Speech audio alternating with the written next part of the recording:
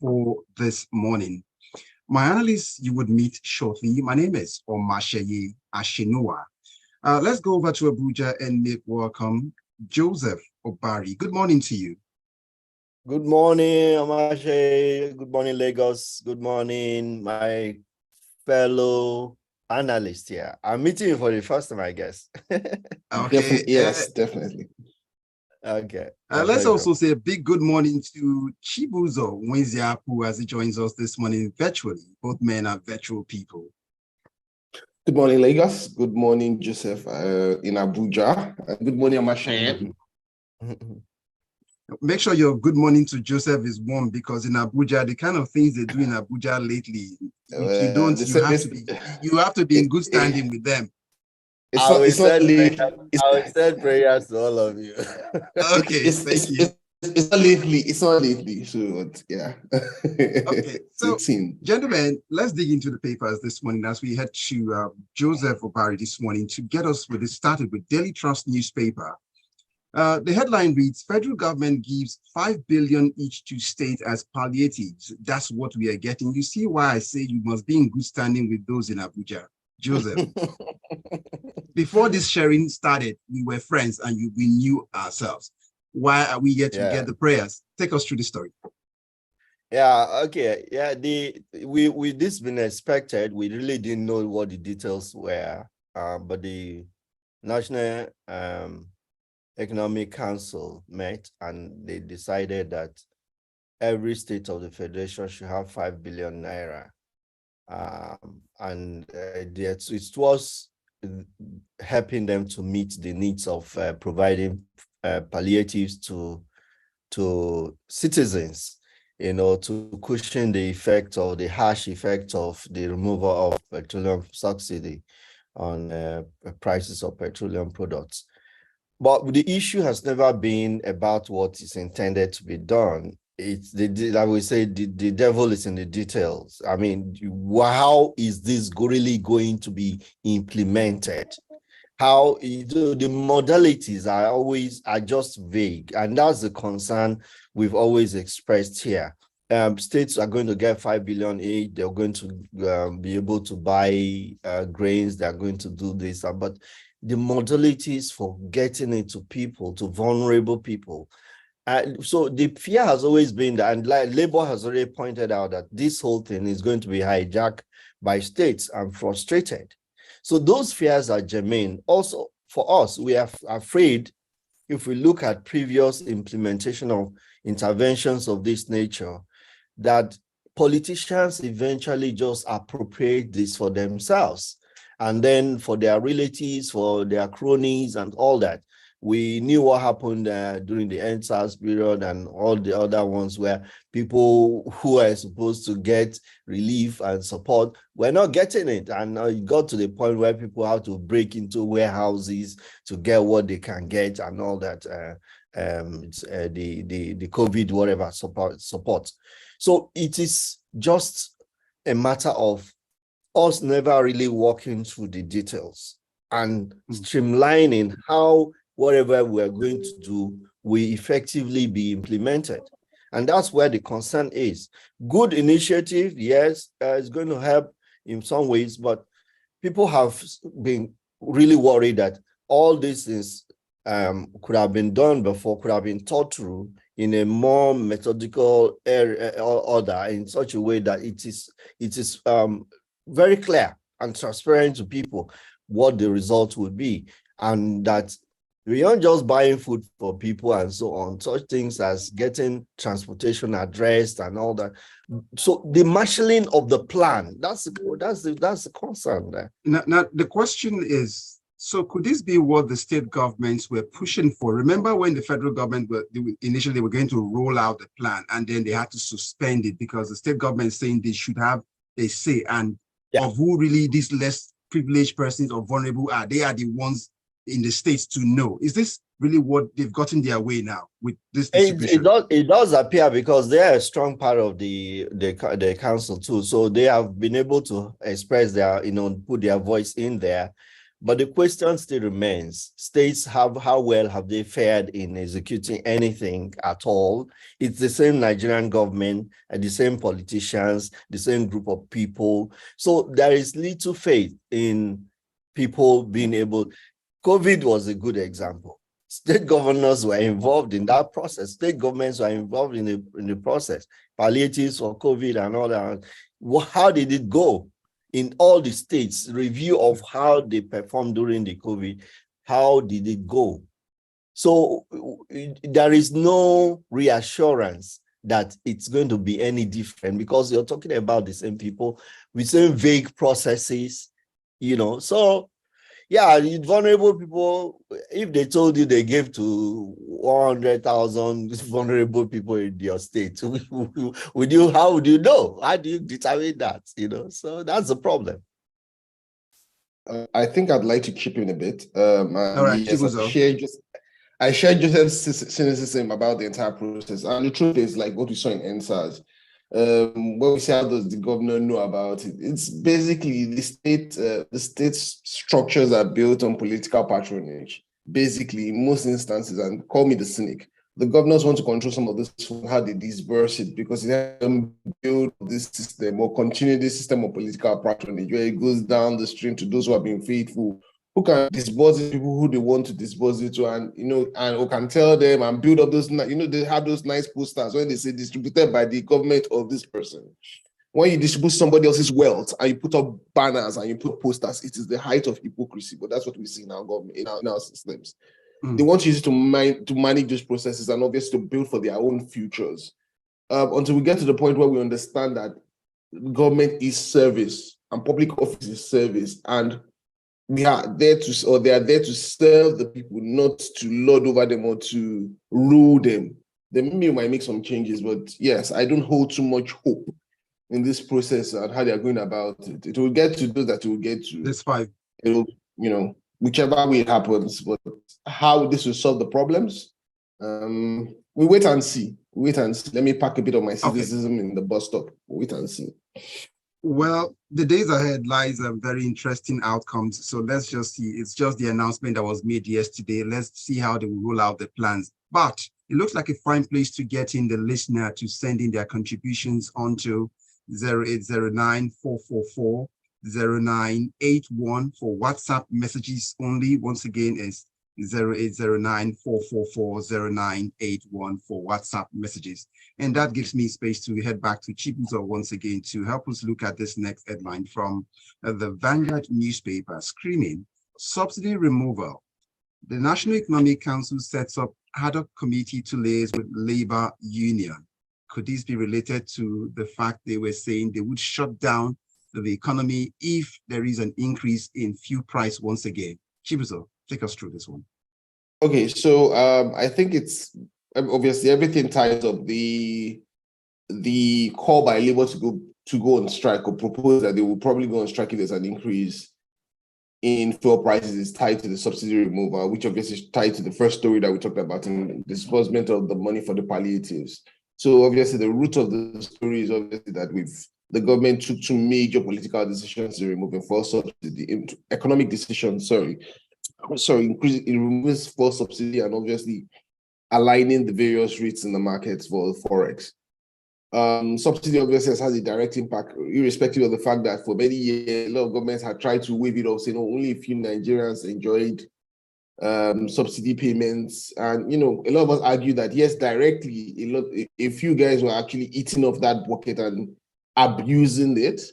But when we see that because of the way our economy is currently structured, once you increase the price of fuel at the pumps, that goes into the cars, that manage it, that fuels every other thing, that a lot of things that we do, it has a direct effect on every single, most Nigerians, and that's what we're seeing. Labour was already engaging the government on palliatives, and they had given various points where they were. I think the deadline is supposed to be next week, August 22nd or thereabout, or is it 29th? Where if the government hasn't come out with their plans for palliatives, that they would strike. And I know that some of those, they had given a warning protest earlier in the course of the month. So all these things actually tie up. what is happening what's happening at this point is that the government has set up, the National Economic Council has set up another committee comprising of the governors, or some of Nigerian governors, some of the governors, the chairman of the Nigerian Governors Forum, that's the Kwara State Governor, Abdulrahman Abdulrazak, Governor Soludo of Anambra State, and Governor Hope Uzodinma. I see Governor Soludo is the chairman of Progressive Governors Forum. I don't know why we have, we just have 36 governors, and we have two we have the Nigerian Governors Forum, and we have the Progressive Governors. Oh man, this is Nigeria. And we have other governors from the PDP. We have the PDP Governors Forum chairman in Governor Bala Mohammed and Governor Alex Oti. Alex Oti might become the Labour Party Governors Forum chairman, but I think he's the only governor from. So this is obviously even representative of the kind of democracy we have. Within the Governors Forum, we have 36 governors already balkanized across various parties. Everybody's head has the title. What we need is for these guys to get and start doing the work. In reality, because of the governor, we've always talked about having the federal system that we ought to have, and each of the components of the federal system in their work. So there's really nothing. The ideal thing is to have not just even the governors coming into free and adding and being part of this decision making and being part of this engagement, but even to go as low as even the local governments, if the governors allow them to work, or if they will do the work they ought to do. Because in reality, most of these palliatives, sorry. No, just okay. I just wanted to close in summary on the point. So basically, there's what they put together is basically is a group to actually discuss on the subsidies, engage with the labor unions, how well to utilize the subsidies, what they do. And obviously, they want to avert any additional industrial actions by the labor union. That's the long and short of it. We hope that they do get to some understanding and agreements, and they're able to at least keep the subsidies that ease the burden on the Nigerian people. And that should be the goal at the end of the day, and not all the politicking around it. All right, if you just joined in, you're listening to Freshly Pressed on Smooth 98.1 FM. I've got Joseph Obari joining us virtually, and also Chibuzor Nwaezeapu on the show this morning. So we're going now to Joe this morning to help us look at this next headline coming in here. From the Nation newspaper says, Niger coup, action aid urges ECOWAS to prioritize diplomacy dialogue. That's what they're saying. I mean, everybody has been making the same appeal. I don't think that ECOWAS is actually just at all the meetings, and particularly the last meeting they held in Abuja here, they emphasized that they were going to place diplomacy first in all their approach to this, but that doesn't mean they will not, they issue the threats all the same. But well-meaning people in Nigeria and other parts of the world have continued to call for caution in wanting to express this military strength on and use it to determine what happens in Niger. The junta in Niger has not backed down. They seem to have the groundswell of the people's support behind them. People are simply disenchanted with the role of France in Africa and what it has done in simply just stealing the resources of African countries where they were colonialists, administrations in all these years, more than 60 decades now. What French have done has simply just been looting Africa, and the African citizens are simply just tired of this, and that's the trend, and that's the message. So it's not just a matter of what some military officers have done in Niger, but how people perceive what has driven them to this point where they have to take the measures. That doesn't justify the coup, but it gives it a populist bent when they act in a manner that it seems to liberate the people the way they have projected themselves here. But what interests me about the statement that the body action aid has made is that they touched upon key things also in Nigeria, where they called on the federal government to prioritize sustainable social welfare programs, for example, for people in the country to relieve what hardship people are feeling. And that's very, very commendable, because they are looking inward, they're looking at everything, they're looking at the external challenges of the country, because that this statement came out of a State of the Nation review of what is going on in the country, So they focus on vulnerable populations. They talked about the disbursement of student loans and how it can be made more effective and in such a way that it will be beneficial to everybody. So I think it's a welcome call to ECOWAS and to the leadership of West African countries to see that the issue in Niger does not escalate to one that becomes an international, major international crisis, a military crisis. We can't afford one right now. That's the reality. The funding of a war is not cheap, It's not beans and dodo, but then it also speaks to the fact that as we speak, the junta, they have a cabinet already, and they've gone, the appointed prime minister has gone on his first foreign trip already to Chad. So it seems like they're taking roots very well. So dialogue versus the carrot and the stick, we see how it goes. But the messages are here already. Let's quickly get into them, and then I'll go back to Chibuzor for our next headline. This one says, good morning, freshly pressed. Sharing of maize and rice as palliatives isn't an ignoble idea, but without data and identification means that's the problem. How do they implement, and what about those people who are allergic to starch and carbohydrates? In Ghana, when the politicians tried to bribe the youths with bags of rice at Xmas, they met stiff and intellectual opposition regarding their stance on provision of jobs, not cheap affection directed at spoiled children. Where there is a will, there is a way, but government should please stop playing games with the bright future of Nigerians. Dakpo and Nimashang, that's where the message came from. And I see Shegun saying, with this palliative given to state governments, it is now time to focus on our governors and local government chairpersons. And I think Chibuzor hinted as much as that a while ago. This move will be criticized, but are there better opinions on how to give the palliatives? That's what Shegun is asking. And Joseph Menye comes in with this one saying, with this message here where he says that, well, good morning, vibrant analysts. Do I hear modalities from your analysts? I beg.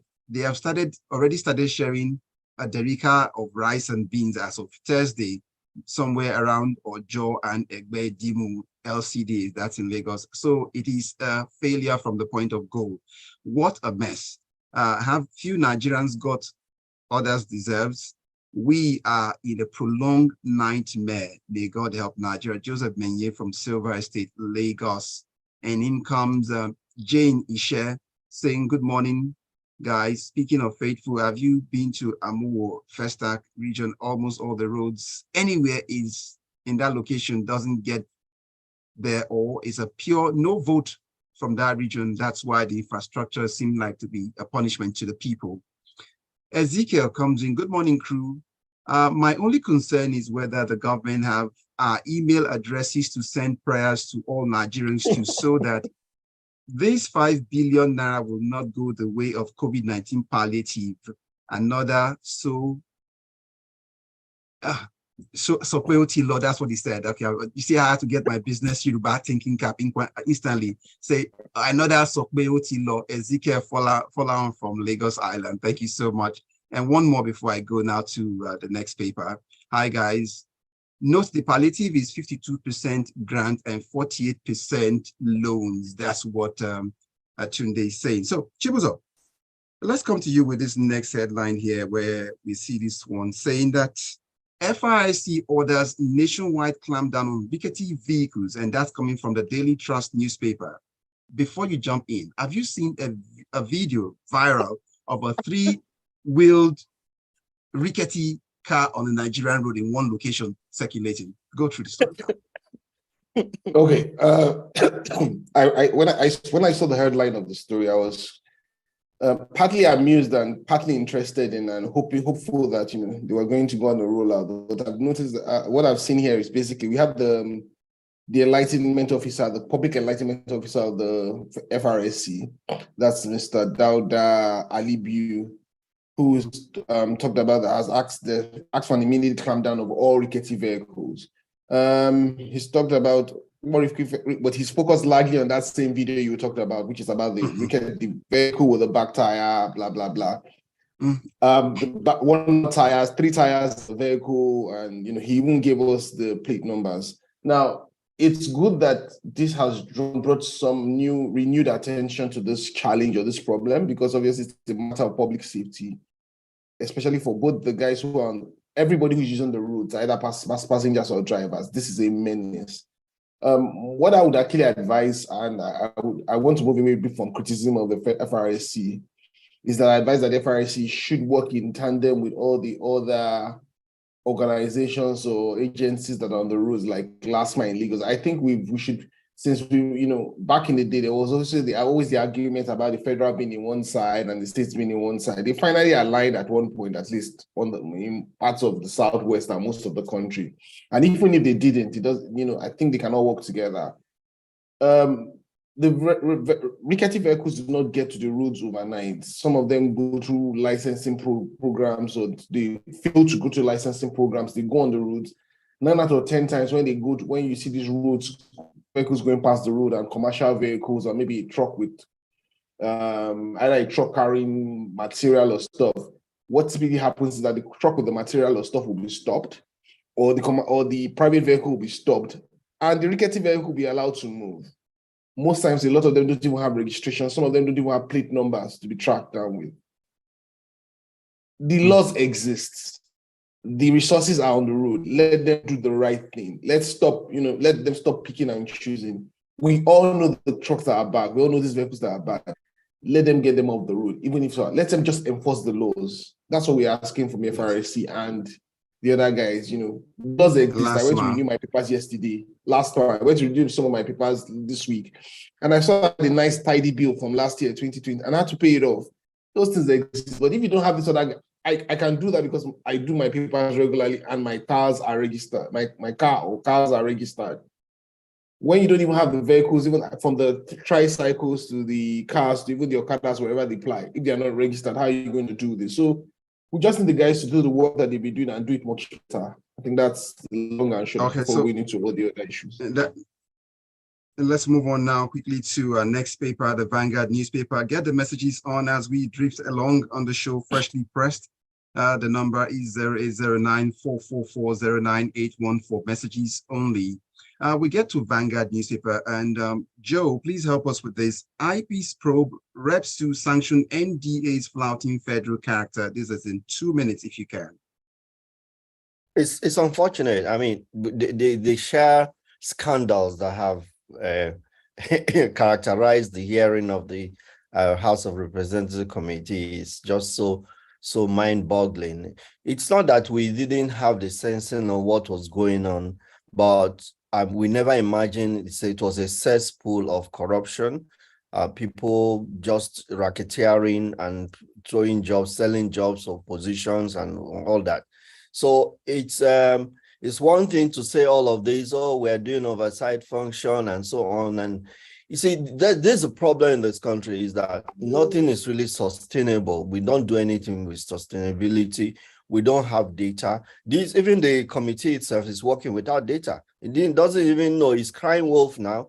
But the point is that if, for instance, a particular agency employs people from it seems not to cover all 6 geopolitical zones, it may not necessarily mean that they have not expressed federal character if other regions are already represented on the staffing of the organization. So until they get those details, it will not be fair to just say agencies are not complying. So I think that they are playing to the gallery, but then of course we know things are happening anyway. So I would prefer that they do a thorough job. If they want MDAs, ministries to actually show that they are compliant, let them ask for the data. and then they do their analysis, then they can come out and say that things are not being done properly. As of now, I think it's premature because even from the we're asking for nominal rules for these agencies for them to establish, and that's the only way you can establish if there are abuses.